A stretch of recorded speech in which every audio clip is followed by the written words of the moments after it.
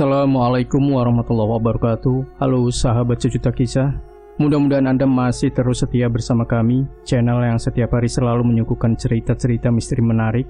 Dan untuk kesempatan kali ini kami masih akan melanjutkan sebuah kisah misteri yang berjudul Santet Malam Satu Suro bagian 3. Wati dan Mulyo terus berlari menghindari kejaran Sumerep. "Mau kemana kita, Mas?" tanya Wati. "Kemana saja, asalkan kita bisa menjauh dari kejaran Sumerep," jelas Mulyo. "Bagaimana dengan Ramli?" Dek. Mulyo baru ingat akan nasib Ramli. Dia tak bisa membayangkan bagaimana keadaannya sekarang. "Mas, kok diam?" tanya Wati. "Dek, Ramli sudah mati," jelas Mulyo. Wati melepaskan pegangan Mulyo tepat di tengah jalan yang di setiap sampingnya sangat gelap.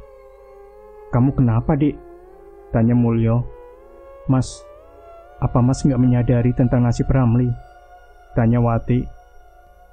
"Dik, santet itu telah membunuh seluruh keluarga kita. Sekarang hanya kita berdua yang selamat," jelas Mulyo. Wati meneteskan air mata harunya ketika menyadari bahwa santet itu telah membinasakan seluruh keluarga Mulyo. Mulyo mendekatkan wajahnya ke hadapan wajah Wati. Dia mengusap air mata Wati dengan kedua tangannya. "Nasib kita sama. Jangan sia-siakan keselamatan kita," ucap Mulyo. "Ah!" Mulyo dan Wati terkejut ketika mendengar suara seperti auman serigala yang berada di belakang mereka. "Mas, gede dhuwur," ucap Wati dengan wajah ketakutan. "Dek, ayo lari," ucap Mulyo sambil menarik tangan Wati. Sosok gede dhuwur itu mengejar dari arah belakang Mulyo dan Wati. "Kamu tidak bisa lari, Mulyo," teriak Sumerep yang juga berada di belakang keduanya. "Mas, aku takut," teriak Wati. "Jangan lihat ke belakang, Dek. Terus lari. Di depan ada pertigaan jalan," ucap Mulyo. "Kakiku udah gak kuat lagi, Mas," keluh Wati. Tahan lagi. Terus lari," ucap Mulyo. Mulyo benar-benar telah mengerahkan seluruh tenaganya. Dia sudah tak tahan dengan rasa pegal yang menyelimuti seluruh tubuhnya.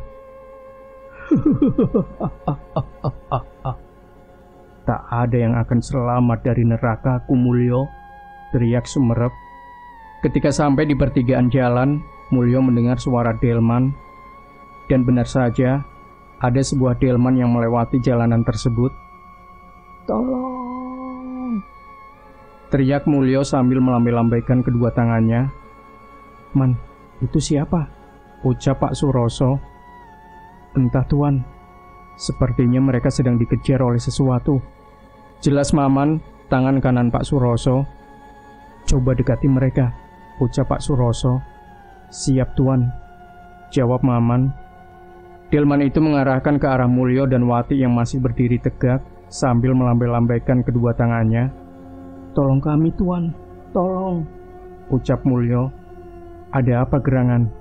tanya Pak Suroso. "Lihatlah," ucap Mulyo sambil mengarahkan telunjuknya ke arah belakang. "Gede dhuwur, cepet naik," ucap Pak Suroso. Mulyo dan Wati diberi tumpangan oleh Pak Suroso untuk menaiki delmannya. "Mau lari kemana kau, Mulyo?" teriak Sumerep yang masih terus berlari di belakang gede dhuwur itu. "Man, taburkan beras tepat di pertigaan jalan ini, sekarang." Maman langsung turun ke jalanan. Dia menaburkan beras itu menjadi bentuk garis yang memanjang. Maman menatap Sumerep dari kejauhan. "Jadi dia dalang dari jagat peteng," ucap Maman, lalu dia kembali ke tempat kusir delman. "Gimana, Man?" tanya Pak Suroso. "Dia adalah dalang dari jagat peteng," ucap Maman. "Kau tahu jagat peteng?" tanya Mulyo. "Maman adalah tangan kananku yang bertugas untuk menggerilya seluruh para penduduk yang berada di sekitaran desa ini. Jangan khawatir, kita orang baik," jelas Pak Suroso. Maman langsung menyabetkan pecutnya ke arah kuda tersebut. Delman itu mulai melanjutkan perjalanannya dan meninggalkan Sumerep serta gede dhuwur yang masih tertinggal. Ketika Kedidwur itu menginjakan kakinya di jalanan, sontak dia langsung terbakar. Begitu juga dengan Sumerep, seluruh tubuhnya kepanasan seperti orang terbakar. "Sialan kau Mulyo!" teriak Sumerep. Maman menatap ke arah belakang. Dia mendapati Wati dan Mulyo dalam posisi kelelahan. "Mas, apa yang sebenarnya terjadi?" tanya Maman. "Keluarga kami disantet oleh dukun itu," ucap Mulyo. "Disantet? Bagaimana bisa?" tanya Suroso. Wati tak kuasa menahan air matanya. Dia menyandarkan kepalanya ke pundak Mulyo. "Dia membalaskan dendam atas apa yang telah kami perbuat terhadapnya," ucap Mulyo. "Bagaimana kau tahu tentang jagat peteng? Kalau hanya bergerilya, bagaimana kau tahu detail tentang jagat peteng?" Mulyo terus menanyakan kepada Maman perihal jagat peteng yang diketahuinya. Karena peristiwa ini bersifat tertutup dan jarang ada orang luar yang mengetahuinya, Maman tidak bisa memberitahunya di depan Wati karena dia ada kaitannya dengan Pak Mukso. "Sebentar lagi kita akan sampai," ucap Suroso. "Ini tempatmu?" tanya Mulyo. "Ini hanya sementara. Kita hanya mengamati tanah milik warga desa yang belum memiliki perizinan yang jelas," ucap Pak Suroso. Maman terus mengamati gaya pembicaraan dari Mulyo itu. Mereka sampai di sebuah tempat yang penduduknya masih sedikit. "Ini desa mana?" tanya Mulyo. Pak Suroso dan Maman tidak menjawab pertanyaan dari Mulyo. "Mengapa kalian tidak pernah menjawab seluruh pertanyaanku?" tanya Mulyo. "Maaf mas, kami pendatang, jadi kami tidak tahu ini desa mana. Ini adalah tempat untuk melakukan pekerjaan kami, makanya kami tidak tahu betul tempat ini," jelas Maman. Delman itu berhenti tepat di sebuah rumah yang sangat sederhana. Di depan rumah itu telah berdiri seorang wanita dengan berpakaian sederhana dan manis senyumnya. "Siapa wanita itu?" tanya Wati. "Namanya Yati. Kami berasal dari Jawa Timur. Aku, Yati dan Maman adalah pendatang, jadi kami terkadang sering berjalan-jalan mengelilingi tempat ini." "Mas, aku kedinginan," ucap Wati. "Silakan masuk. Akan kami buatkan teh. Kalian boleh tinggal bersama kami untuk sementara, sampai dukun itu benar-benar tidak mengejar kalian," jelas Pak Suroso. "Dia tidak akan berhenti mengejar kita," ucap Mulyo. "Kenapa?" tanya Maman. "Karena istriku telah dimasuki buhul olehnya. Selama buhul itu masih tertanam dalam tubuh istriku, dukun itu akan terus mengejar kita," jelas Mulyo. Maman dan Pak Suroso terkejut mendengar penjelasan dari Mulyo. "Tak apa, nanti akan kupasangkan pagar gaib di tempat ini." Mulyo mengangguk paham. Dia membawa Wati menuju ke dalam rumah tersebut. Maman dan Pak Suroso masih berdiri di dekat Delman. "Man, apakah mereka berasal dari keluarga Mukso?" tanya Pak Suroso. "Benar Tuan, wanita itu merupakan anak kandung Mukso," jelas Maman. Pak Suroso tersenyum lebar. "Bagus, ini akan mudah untuk menguasai harta mereka," jelas Pak Suroso. "Tapi Tuan, selama kita bersama mereka, dukun itu akan terus mengejar kita," jelas Maman. "Aku akan tanamkan pagar gaib di sekitar rumah ini. Kalau berhasil, kita tidak akan tercium." "Bagaimana kalau dia memiliki mata-mata?" tanya Maman. "Mata-mata apa yang kau maksud?" tanya Pak Suroso. "Dukun itu memiliki banyak bawahan. Pasti dia akan mengirim bawahannya untuk mendapatkan informasi tentang targetnya," ucap Maman. Pak Suroso membenarkan perkataan dari Maman tersebut. "Lalu bagaimana?"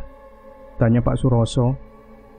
"Aku akan terus mengorek informasi darinya. Siapa tahu ada yang bisa kita lakukan sebelum dukun itu menyerang kembali," jelas Maman. Pak Suroso menepuk pundak Maman.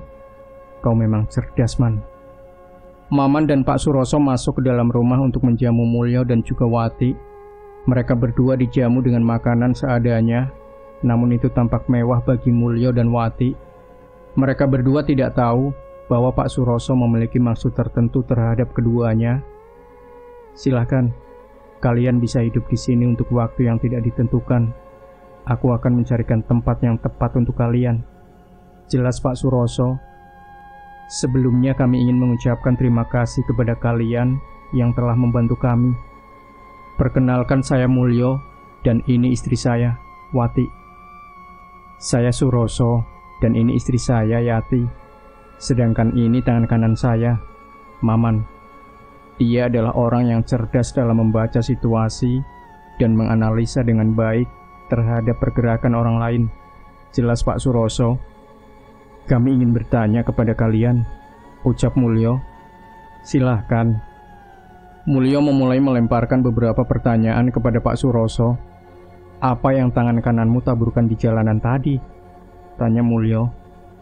Itu adalah beras. Beras itu telah kami beri rapal untuk mengusir para dukun yang masih berkeliaran di sekeliling desa ini, ucap Pak Suroso. Lalu, apa yang kalian berdua lakukan di malam hari dengan menaiki delman? Tanya Mulyo. Kami sedang bergerilya untuk menumpas para dukun yang ingin mengambil alih lahan yang tak bertuan. Jelas Maman. Lahan tak bertuan? Lalu kenapa kalian menumpas dukun? Tanya Mulyo. Di desa ini, lahan yang tak bertuan masih dipegang oleh para dukun. Jika ada sengketa perebutan lahan, orang yang terlibat akan terbunuh. Itu adalah tulah yang mengerikan yang terkenal di desa ini. Jelas Maman. Tadi aku mendengar kalian menyebut kata gede dhuwur. Kau tahu itu? Maman mulai menghela nafasnya. Kali ini pembahasan akan semakin rumit. Tuan, bolehkah saya menjelaskannya? Tanya Maman. Jelaskan, Man, agar mereka paham, jawab Pak Suroso. Maman menutup seluruh jendela yang masih terbuka karena penjelasan ini sangat privasi. Gede dhuwur adalah senjata paling mematikan yang dimiliki oleh dukun dengan kanuragan tingkat tinggi. Untuk bersekutu dengannya juga harus dengan persyaratan yang sangat ketat, ucap Maman. Persyaratan ketat? Apa itu? Tanya Mulyo. Menyembah dan menuruti segala kemauannya. Suroso terkejut mendengar hal itu. Artinya, orang itu akan menjadi pengabdi iblis? Tanya Mulyo. Maman mengangguk. Lalu dia juga harus mengorbankan manusia setiap tahunnya, ucap Maman. Mulyo tak habis pikir, ternyata Sumerep benar-benar keluar batas. Aku mengenal dukun itu. Dukun itu adalah orang yang sangat berbahaya. Dia telah mewarisi santet yang sangat mematikan, yaitu santet Ketisewu dan santet Balumayit. Jelas Maman. Bagaimana kau tahu detail dari ini semua? Tanya Mulyo. Temanku juga dukun. Dia penduduk asli di tempatmu. Dia juga yang telah menyarankanmu untuk pergi dari tempat itu. Namun dirimu lebih mengedepankan ego masing-masing.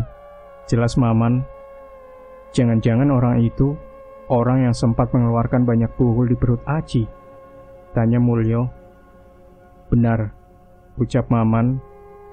Maman kembali melanjutkan penjelasannya. Sejujurnya, ini bukan pertama kalinya kasus mengerikan terjadi. Jauh ketika zaman penjajahan, para dukun juga telah menyerang para tentara penjajah untuk menghabisinya. Sayangnya mereka semua telah dihabisi. Dengan yang tersisa hanyalah para keturunannya yang terakhir, yang biasa disebut dengan Trah Pamungkas, atau keturunan terakhir. Jelas Maman. Trah Pamungkas? Tanya Mulyo. Bisa diartikan bahwa kita berada di akhir trah. Entah bagaimana kelanjutannya setelah generasi kita, namun bisa dipastikan seluruh dukun yang hidup di masa yang akan mendatang hanya berpangku kepada harta yang bergelimang tanpa mengetahui ambisi awal yang dia ingin kerjakan. Jelas Maman. Jika Trah Pamungkas jatuh kepada Sumerep, ini berarti tidak ada lagi dukun yang bisa mengendalikan Gede Dhuwur sebagai senjata utama mereka. Tanya Pak Suroso. Tidak, Tuan. Profesi dukun akan terus meningkat, namun hal ini sering disalahgunakan. Konfliknya juga beda. Bukan lagi membahas persoalan antara yang satu dengan yang lainnya, namun lebih tertuju kepada kepentingan diri sendiri. Jelas Maman lagi. Pak Suroso mengangguk paham. Mulyo mencermati setiap perkataan yang dijelaskan oleh Maman. "Apa mungkin kita bisa mengalahkan Sumerep?" tanya Mulyo. "Kemungkinannya ada dua. Jika kita bisa bertemu hari ini, kita akan kalah. Dan ketika kita bertemu di waktu yang akan datang, kita bisa memenangkannya. Paling tidak butuh puluhan tahun untuk mengalahkan dukun setingkat Sumerep bagi orang awam seperti kita," jelas Maman. Terah pamungkas yang dimaksud oleh Maman adalah Sumerep, keturunan terakhir. Sumerep gagal menghabisi Mulyo. Dia tampak geram dengan orang yang telah menyelamatkan Mulyo. "Delman itu aku ingat betul. Mereka adalah teman dari Mandra," ucap Sumerep ketika menyebut nama murid dan orang tuanya yang sekarang menjadi warga biasa di desanya. Mandra adalah murid pertama Ki Mergosukmo dan Nyi Kasih. Berbeda dengan Sumerep, Mandra ini memiliki keunikan yang sangat hebat. Dia mampu mengeluarkan buhul dari orang yang terkena santet.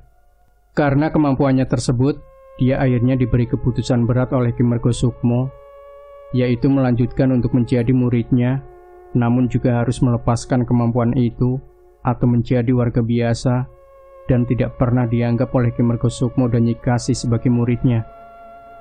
"Sudah tengah malam, silakan tidur. Jangan sampai kedatangan kalian membuat curiga para warga desa," ucap Pak Suroso.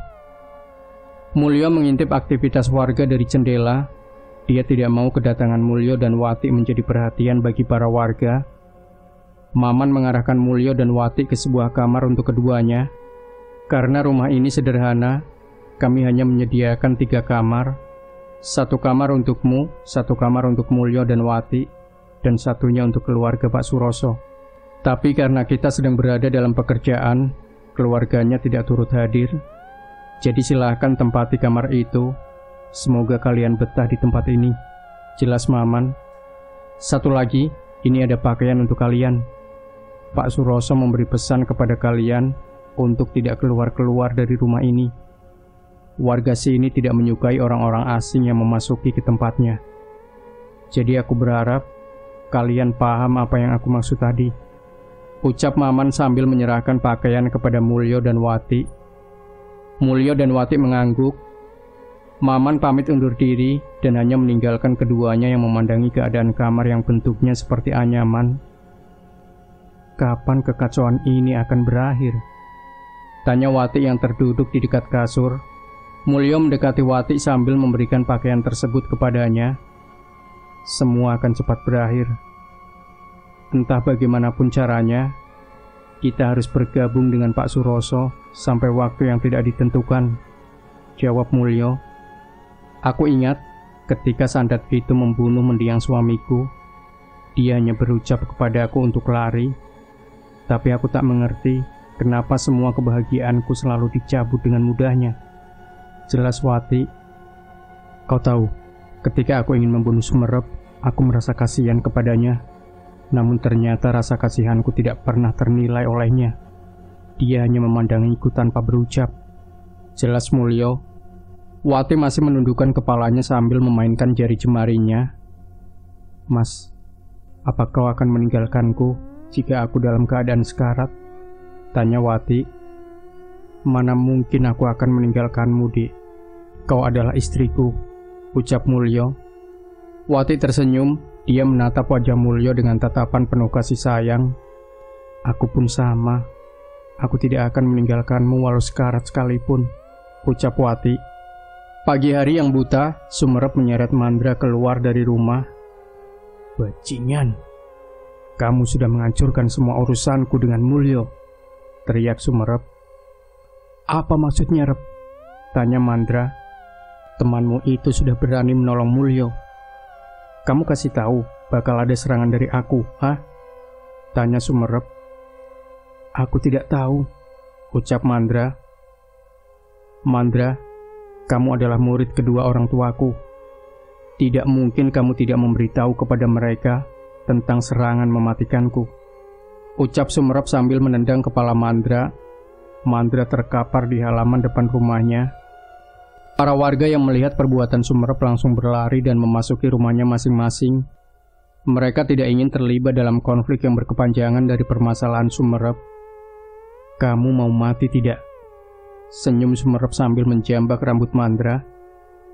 Kalau kamu tidak ingin mati sekarang, kamu harus bantu aku untuk membereskan para bajingan itu. Ucap Sumerep sambil meludahi wajah Mandra yang babak belur. Cuy, bajingan kue, ucap Sumerep. Sumerep meninggalkan tubuh Mandra bersama dengan Ramli yang berada di belakangnya. Kamu, ucap Mandra. Ramli menengok ke arah Mandra.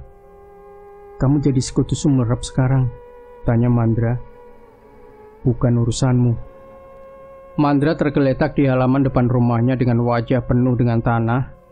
Kali ini Sumerep akan mengambil Ramli sebagai sandera dari Mulyo yang telah meninggalkannya. Sumerep akan membuat peperangan yang kesekian kalinya dengan mengaitkan para penduduk sekitar. Kali ini, dia akan membuat pertumpahan darah lewat dengan para penduduk. Bukan hanya itu, dia juga akan mencoba untuk mengambil tubuh Wati untuk dibawa kabur olehnya.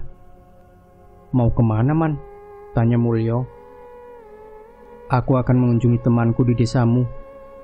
Aku akan menyelamatkannya, ucap Maman. Jangan. Di sana bahaya, ucap Mulyo.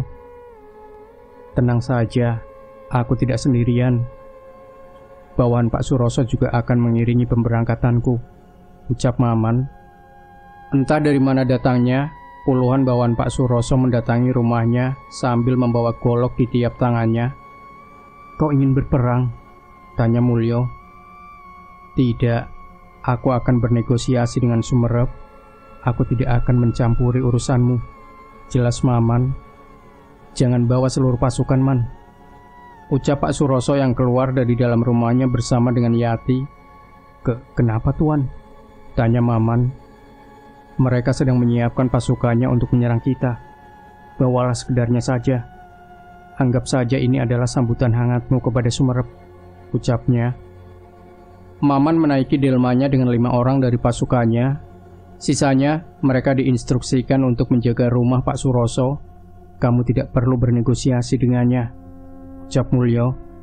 Apa maksudmu? Tanya Maman.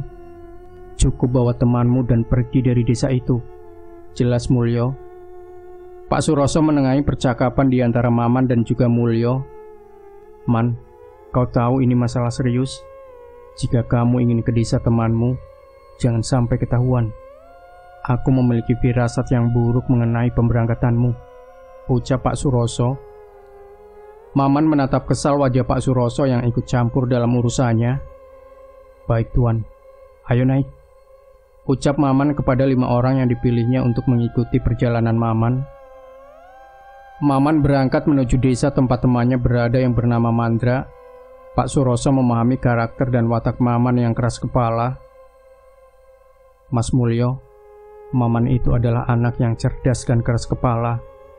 Tapi tenang saja, dia adalah senjata utama kita untuk menghancurkan Sumerep saat ini, jelas Pak Suroso. Nggih, Pak, saya paham, ucap Mulyo. Di dalam rumah, Wati dan Yati sedang masak bersama. Keduanya tampak akrab. Mbak Yati, Mbak nggak takut sama yang namanya santet? Tanya Wati. Mbak, santet bukanlah sesuatu yang harus ditakutkan, ucap Yati. Lalu, kamu takut sama apa? Tanya Wati. Gusti Allah, Mbak. Wati menunduk lesu. Mbak, keluargaku mati semua, ucap Wati. Ibuku dan bapakku terkena santet mematikan itu. Perihal sakit hati yang menyebabkan ini semua terjadi. Apa manusia akan menjadi Tuhan ketika dia sedang sakit hati? Tanya Wati. Loh, kok gitu, Mbak? Tanya Yati. Mbak tahu, manusia jika sudah sakit hati, dia akan lupa siapa dirinya. Dia seolah-olah menjadi sesuatu yang bisa menguasai segalanya dan akan melampaui segala takdir yang telah ditentukan olehnya, jelas Wati. Yati menatap wajah Wati yang meneteskan air mata. Aku ingin mati. Yati segera memeluk tubuh Wati dengan hangat. Mbak, orang yang sudah mati ingin hidup. Jadi jangan sia-siakan kehidupan Mbak yang sekarang, ucap Yati. Wati melepaskan pelukan Yati. Tapi Mbak, apa hidupku sekarang bermakna? Aku telah membuat perpecahan ini membesar. Yati memahami apa yang dirasakan oleh Wati. Sesama perempuan, perasaan adalah simbol dari tabiat mereka berdua. Aku tahu ini berat bagi Mbak. Tapi Mbak, jika kita tidak menghadapinya dengan bersama, kita tidak akan bisa mengakhirinya. Iya toh? Tanya Yati. Wati mengangguk paham. Manusia memiliki dua pilihan dalam hidup. Dia ingin bahagia ketika luka yang diterimanya, atau tersiksa karena luka yang membekas di hati dan juga ingatannya. Semua tergantung kepada dirinya dan bagaimana dia memposisikan keduanya, yaitu hati dan pikiran, ucap Yati. Ketika kamu merasa sendiri, lihatlah orang-orang yang telah berjuang mati-matian untuk memberikan keselamatan kepadamu, Mbak, ucap Yati. Matur suwun, Mbak. Terima kasih telah menguatkanku. Wati sangat beruntung ketika dia bertemu dengan Yati yang merupakan wanita dengan pikiran yang positif dan dewasa. Sudah, ayo cepat masak lagi. Keburu siang duluan, ucap Yati. Iya, Mbak. Sumerep menyisir seluruh rumah penduduk untuk dijadikan pasukan terbarunya. Ramli yang bertugas untuk memasang strategi untuk menekuk paksa Mulyo dan yang lainnya. Kalian semua keluar, cepat! Ancam Sumerep. Ada apa, Mbah? Tanya warga. Sumerep mendekati seorang kakek tua dengan wajah yang sudah keriput dan badan yang sudah kurus tersebut. Kita akan melaksanakan ritual besar-besaran, ucap Sumerep. Ritual apa? Tanya warga lainnya. Ritual pengabdi iblis, jelas Sumerep. Mbah, jangan Mbah. Jangan lakukan itu, Mbah, ucap warga itu sambil bersujud dan memegangi kedua kaki Sumerep. Ritual ini akan memusnahkan seluruh penduduk desa. Kalian semua akan berperang menghadapi Mulyo bajingan itu, jelas Sumerep.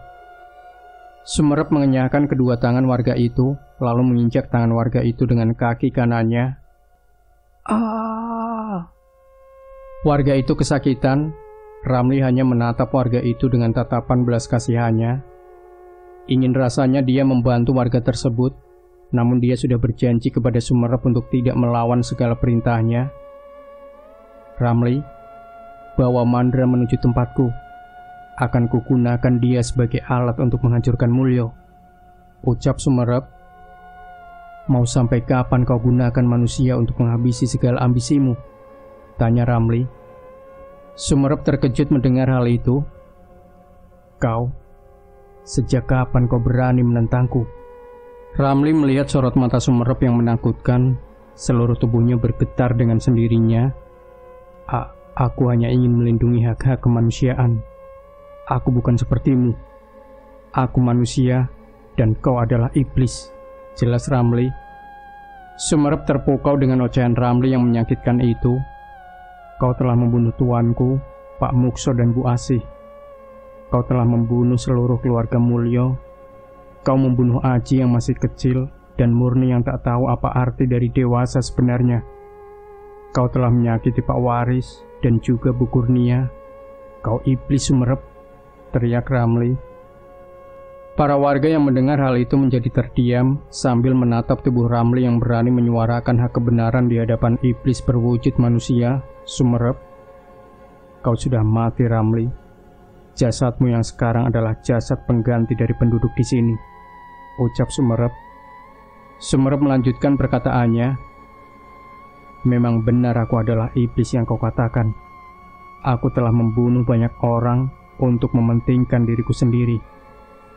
Namun tindakanmu mengatakanku seperti itu. Kau tak tahu keberadaanmu yang sekarang. Kau juga sama iblisnya, teriak Sumerep. Ramli tak bisa berkata apa-apa. Tubuhnya semakin bergetar dan merasa ketakutan. Apa sebenarnya yang dikatakan oleh Sumerep kepadanya? Apa benar tubuhnya sekarang adalah hasil dari ritual yang dilakukan Sumerep untuk menghidupkannya lagi? Kau bersyukur bisa hidup, Ramli, karena di masa yang akan datang, manusia akan lebih dari iblis. mereka akan memakan sesamanya demi kepentingan pribadi.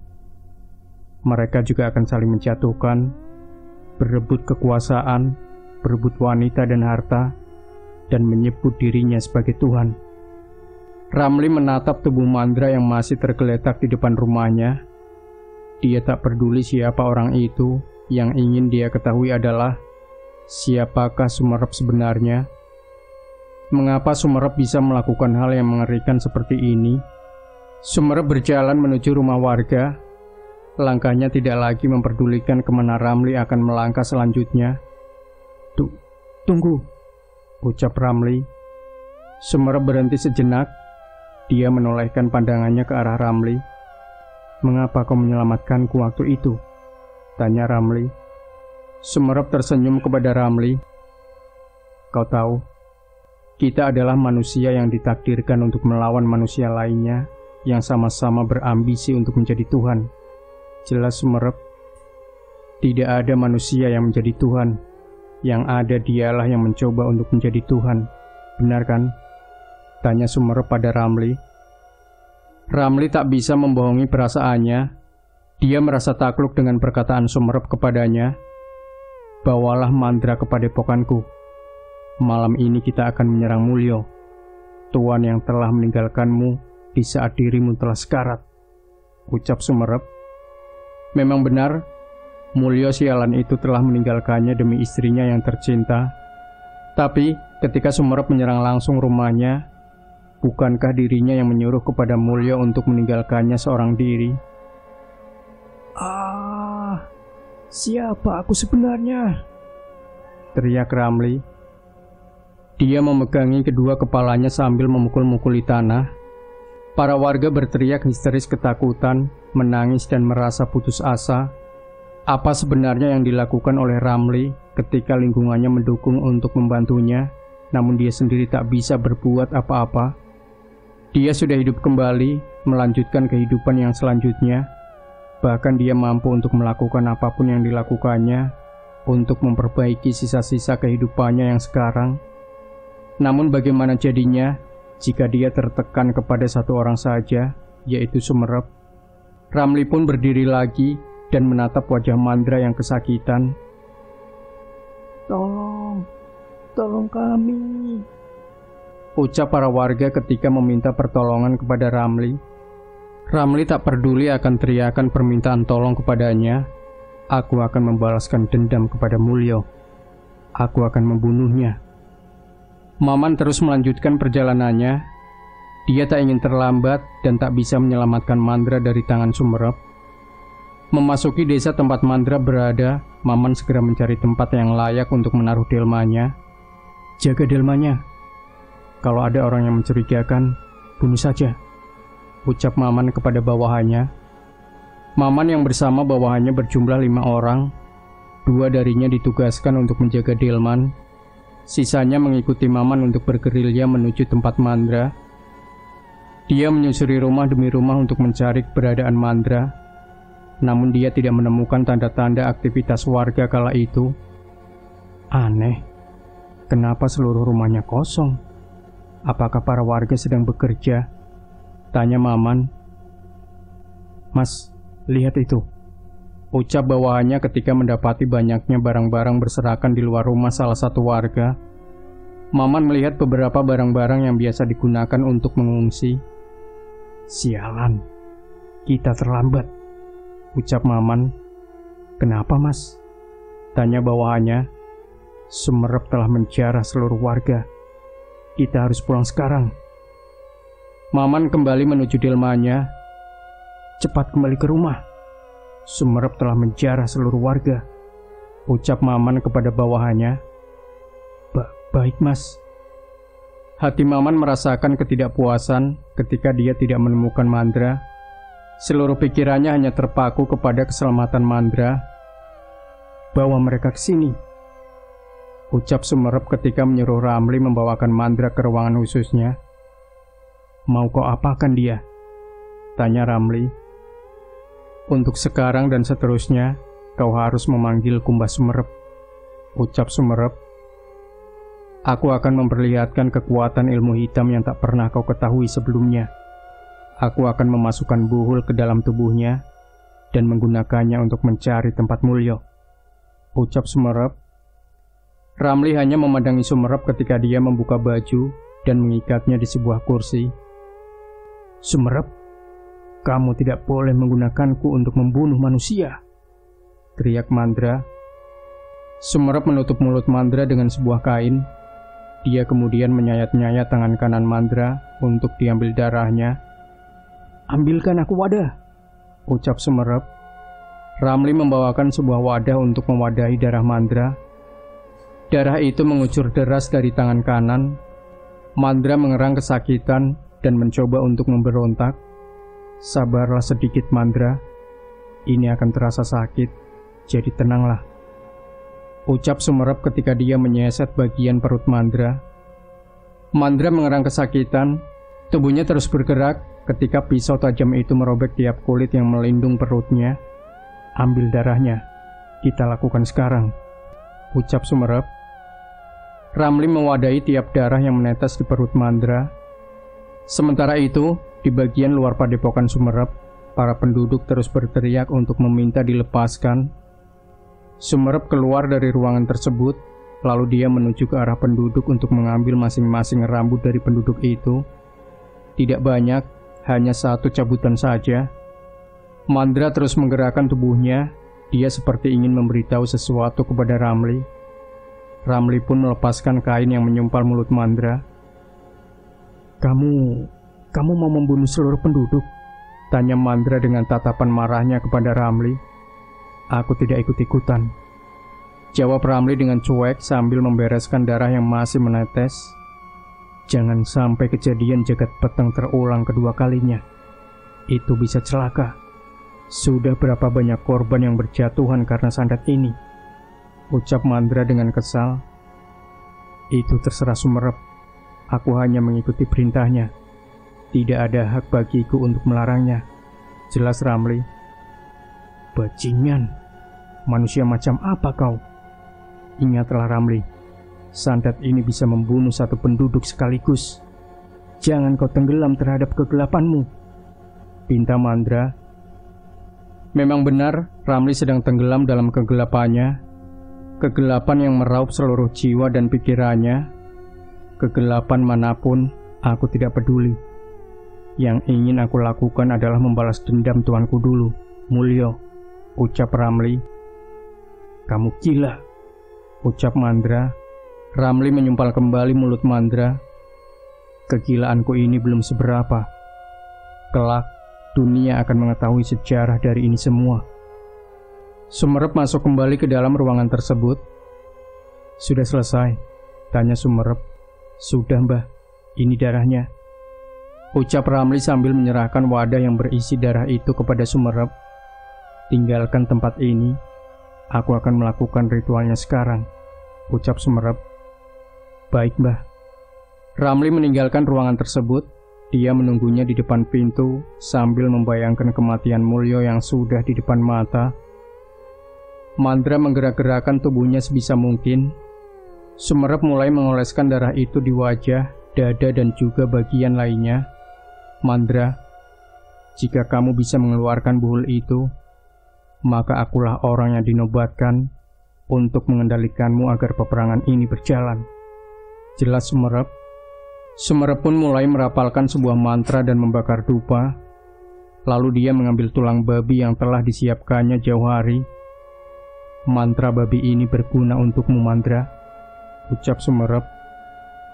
Dia terus merapalkan mantra untuk mendatangkan Gede Duwur agar merasuki tubuh Mandra yang akan dijadikan alat peperangan malam hari nanti. Yati dan Wati menyiapkan masakannya. Mereka berdua menuju meja makan. Mulyo dan Pak Suroso telah menunggu hidangan makanan tersebut. Sudah selesai mas, ucap Yati. Mari makan, ucap Pak Suroso. Begitu Wati ingin duduk dan makan bersama, kepalanya tiba-tiba pusing. Kepalaku, ucap Wati sambil memegangi kepalanya. Dik, kamu kenapa? Tanya Mulyo sambil memegangi tubuh istrinya yang hampir saja terjatuh. Nggak tahu mas, kepalaku tiba-tiba sakit, ucap Wati. Duduk dulu dek, ucap Mulyo. Begitu Wati terduduk, dia mengingat sebuah kejadian yang mengerikan ketika Aji dan Murni terbunuh. Keduanya dihantam habis-habisan oleh makhluk yang bernama Gede Duwur. Wati berteriak histeris, seolah-olah dia berada dalam kejadian tersebut. Kamu kenapa dek? Begitu pula ketika dia diperlihatkan Pak Waris dan juga Bu Asih yang dihabisi oleh Gede Duwur dengan cara dihempaskan tubuhnya ke dinding kamar berulang-ulang kali. Kedua tubuhnya dibanting habis-habisan hingga mengeluarkan darah yang sangat banyak. Teriak Wati. Mulyo dan Pak Suroso serta Bu Yati mencoba menenangkan Wati yang tiba-tiba berteriak seperti orang ketakutan. Kenapa mas? Tanya Pak Suroso. Aku tak tahu pak. Sepertinya Wati sedang diperlihatkan sesuatu, ucap Mulyo. Diperlihatkan? Diperlihatkan apa? Tanya Pak Suroso. Entah pak. Puhul yang tertanam dalam tubuhnya belum menghilang. Wati masih terikat dan dikendalikan oleh Sumerep itu, ucap Mulyo. Jangan-jangan, ucap Pak Suroso. Tiba-tiba delman yang dibawa Maman datang tepat di depan rumah. Maman langsung berlari menuju tempat Pak Suroso. Tuan, ini gawat, teriak Maman ketika dia membuka pintu. Pak Suroso dan Mulyo terkejut dengan kedatangan Maman yang mendadak. Maman melihat sesuatu yang tidak biasa. Dia melihat Wati bersikap aneh dan terus berteriak seperti orang ketakutan. Mbak Wati kenapa mas? Tanya Maman. Wati diperlihatkan juga ketika jagat peteng yang tidak diketahuinya menyiksa para bawaan bapaknya, Pak Mukso. Dia seperti dibawa oleh Sumerep untuk diperlihatkan sesuatu yang mengerikan di masa lalu. Mas, apa yang harus kita lakukan? Tanya Mulyo. Aku tak tahu mas. Setelah Wati diperlihatkan semua kejadian di masa lalu, dia pingsan tak sadarkan diri. Dik, bangun, teriak Mulyo sambil menggerak-gerakkan tubuh Wati. Dia pingsan. Sumerep itu mencoba memainkan pikiran Mbak Wati, ucap Maman. Apa maksudnya man? Tanya Pak Suroso. Puhul yang tertanam dalam tubuh Wati tidak akan lepas sebelum Sumerep terbunuh. Pilihannya ada dua, Wati yang mati atau Sumerep yang mati, ucap Maman dengan tegas. Sialan. Mulyo kesal dengan fakta yang terjadi akan istrinya. Man, bagaimana dengan temanmu? Tanya Pak Suroso. Mandra dan seluruh penduduk tertangkap. Malam ini mereka akan menyerang kita dengan serangan besar-besaran, ucap Maman. Maksudnya? Tanya Pak Suroso. Ritualnya telah dijalankan. Sumerep menggunakan penduduk untuk membunuh kita. Pak Suroso, Yati dan Mulyo terkejut mendengar penjelasan Maman. Inikah yang disebut dengan Trah Pamungkas? Tanya Mulyo. Trah Pamungkas? Tanya Maman. Seluruh orang akan mati dalam peperangan ini, karena ini akan menjadi akhir bagi kita semua, jelas Mulyo. Nah, sahabat sejuta kisah, apa yang akan terjadi dengan Pak Suroso, Maman, Mulyo, Wati dan juga Yati selanjutnya?